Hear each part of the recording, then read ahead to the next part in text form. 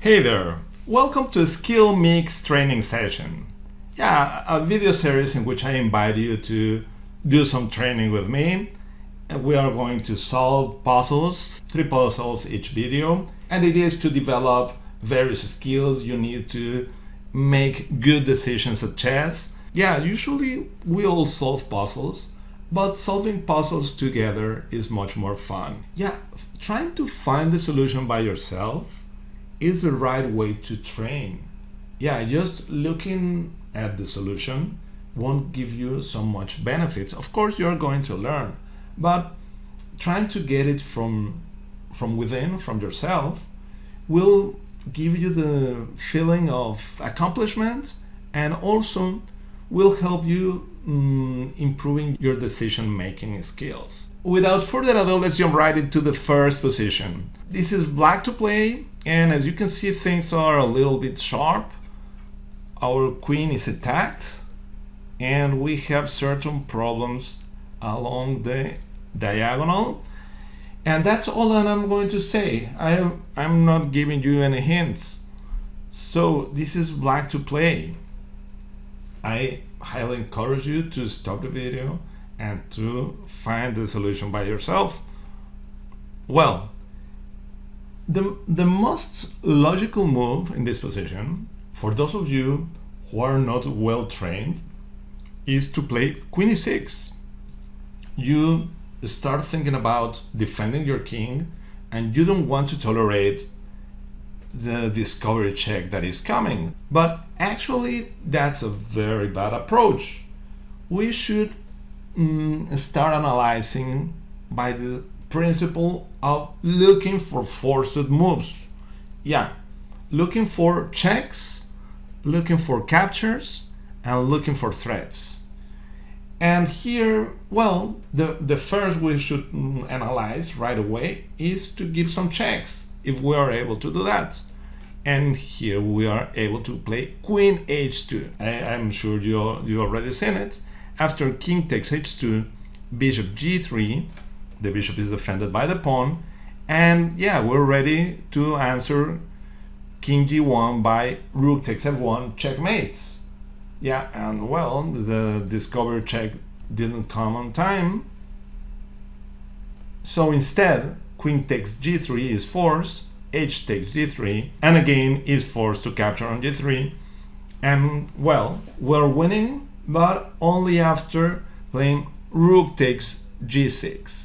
Yes, capturing the rook on f1 will lead to an unclear ending. Instead of that, rook takes g6 check, and after king h2 or king whatever, rook takes f1 with an extra rook. And all this was achieved by following the principle of analyzing forced moves first. Checks, captures, and threats. Let's go to example number 2. Here we are, black to play, and I'm giving you no hint at all. What would you play in here? Well, again, I encourage you to stop the video and try to find the best move for black. Well, this game was played by Anna Kramling, the famous streamer, daughter of Pia Kramling and Juan Manuel Bellón, both grandmasters, and the game was played in the Budapest Olympiad recently. Her opponent is from Albania, her name is Claire, and well, she played d4, that's the right move. Otherwise, white is ready to castle. So playing d4, we are sacrificing a pawn, apparently, but we are fighting for the initiative. This is the key. We have to create threats whenever we are able, especially if our opponent's king is still in the center and our king is already in the security of castle. That brings us better piece coordination because the rooks are connected, and well, they cannot counterattack against our king. So after d4, the game continued with queen g3. We have to ask ourselves what happened after c takes d4, and the thing is, I'm sure you know it, is queen b4 check. We open this diagonal, we are creating annoyances for whites. queen d2 might be a normal move, but after queen takes d4, we're ready to put pressure on the bishop on d3. So after castle, rook fd8, that's it. Rook fd1, and well, this bishop cannot move, so we're interested in putting more pressure against it by playing bishop c4, bishop takes c4, queen takes d2, rook takes d2, rook takes d2, with an extra exchange and a winning position. Bishop b1 seems interesting. Not bishop c2 because of queen takes b2, and there is nothing, there is no check, the pawn is blocking. So after bishop b1, yeah, bishop e2 might seem normal, but loses the pawn. Queen takes e4 with a really close to winning position. So bishop b1, and we can play queen b6 and bring our rooks. Yeah, this is really annoying because queen e2 is not possible because of bishop c4. And well, I don't know, it's really difficult. Our aim is to invade white's position, and I think we are going to do it because the mobility of this bishop is so reduced.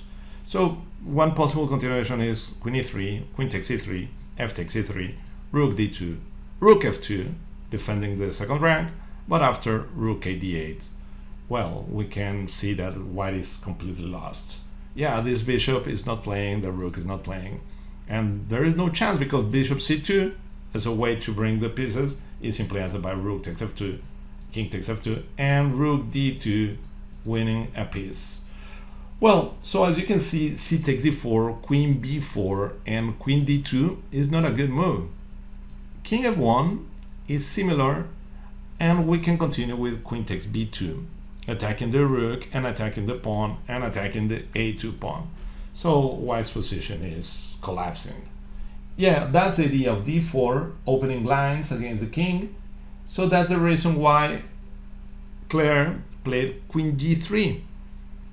The game continued with queen c5. A little bit unexpected. I was expecting d takes c3, and after b takes c3, something like bring the rook, or even queen c5 now.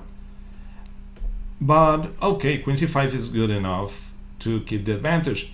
The thing is that c takes d4 is followed by queen b4 again, and there is no way to defend the pawn on c3 as rook c1 is met by bishop takes a2. The game continued with castle, d takes c3, b takes c3, queen takes c3, and well, she went on to win with a very nice technique. Yeah, after trying to open lines against her opponent's king, she got an extra pawn and she converted the pawn with a very nice technique. I'll leave you the complete game in the comments below in case you want to see it. And well, let's go to example number 3. This is a pretty interesting one as well. It's white to play. And yeah, I again encourage you to stop the video. And okay, let's talk about this position. This is a really interesting position. We can easily understand that our bishops are pointing to the king side. Our knights are very close to the king side, so the knight on h5 is going to attack g7, and sometimes our knight is going to be able to come to g5, or sometimes by playing knight h2, knight g4 is also going to get into the attack.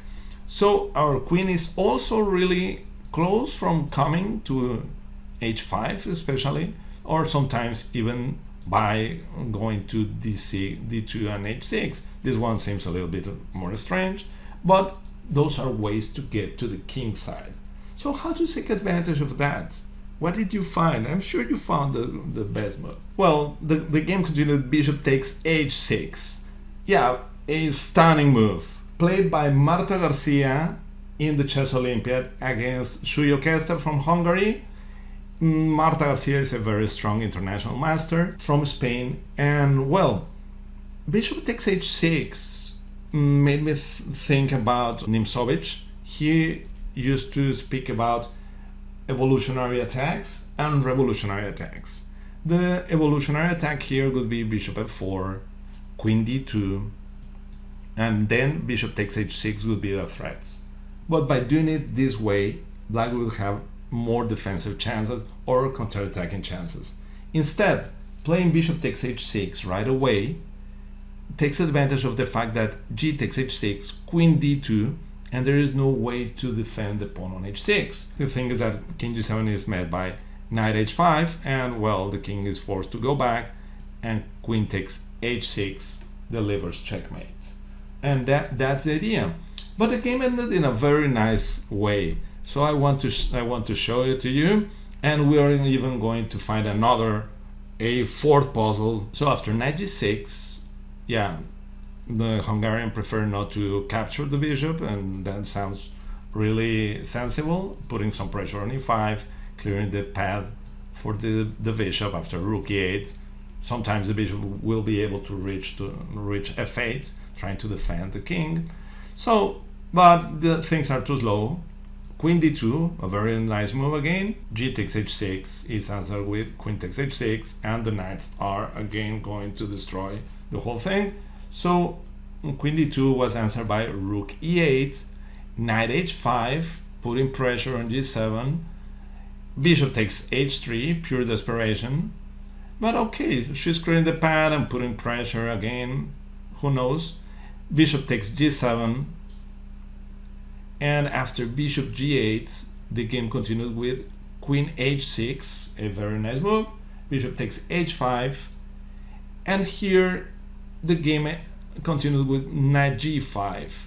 Yeah, that wasn't particularly strong because after queen takes g5, king g7, white is winning but missed a fantastic chance that we're going to analyze right now. After bishop takes h5, white to play and not only win, but white to play and deliver checkmate in 4 moves.